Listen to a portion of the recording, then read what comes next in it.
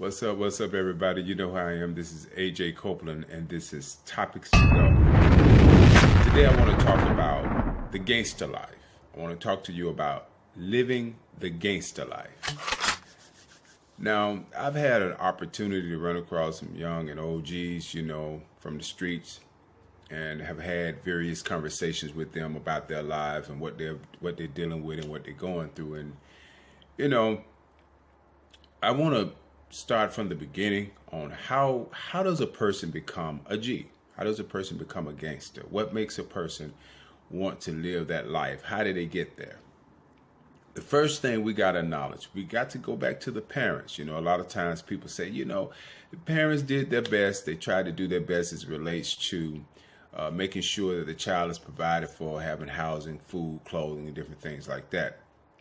But we cannot forget the era of I would say like maybe around the late 80s and early 90s when the drug trade had hit the cities, the major cities, metro cities of the country.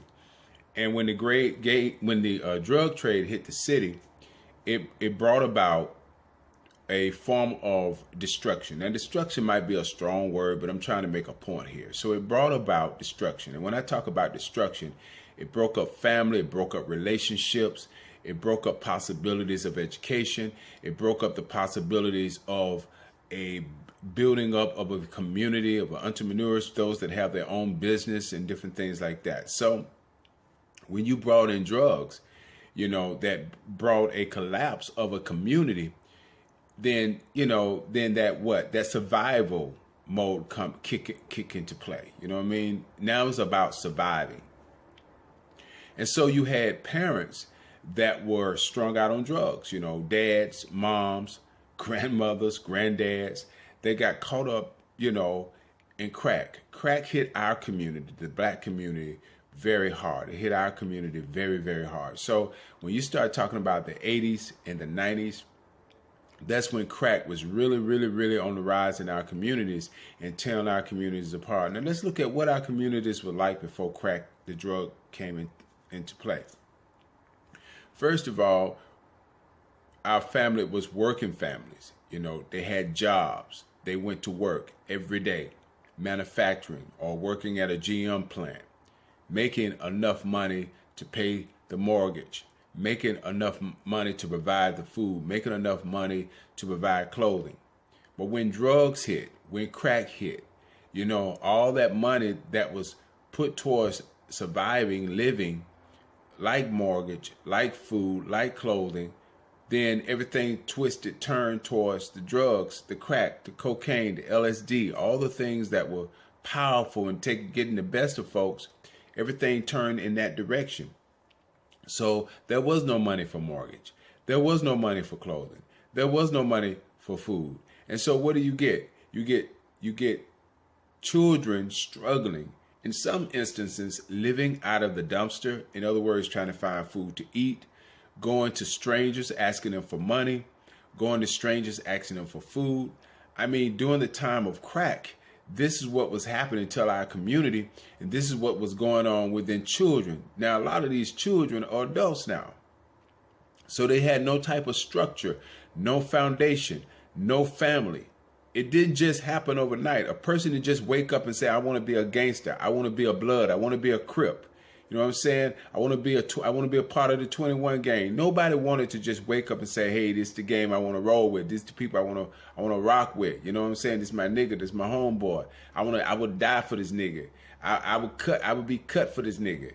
I would kill for this nigga. Nobody woke up with that attitude. But life circumstances led them in that direction. All right.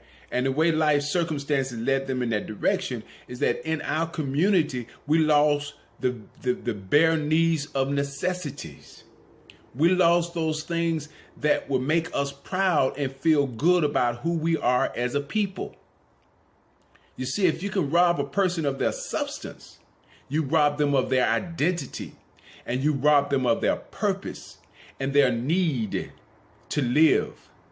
Then you cause them to get involved in illegal activity because it's all about a survival mode. So you got a lot of these young G's that's walking around here that have I don't give a damn attitude and would take you out in a second. That's bitterness. That's anger. That's wrath. That's the consequences of some parents not doing their jobs. That's the consequences of some circumstances of drugs infiltrating our communities. And this is the result that we get. We get young G's killing out in the streets. And you always hear about this black on black crime, but you never hear about the system that brought it to be. That was a system that was in place to bring these things in our community. Conquer, divide, destruct, destroy. Rob them of their land. Rob them of their homes. Rob them of their businesses. Rob them of their pride and their need. You see what I'm saying? If you take that away from them, if you take that away from a people, you cause them to go into that animal mode, that mode of survival. You see, a lion, a tiger is not sitting back looking at the lamb and looking at it and say, oh, how sweet they look. Oh, how innocent they are. Oh, how cute they are. They're looking it back and said, this is my food and I got to eat. And that's how a young G think when they're selling drugs. They look back and they say, this is my survival. This is my food and I got to eat.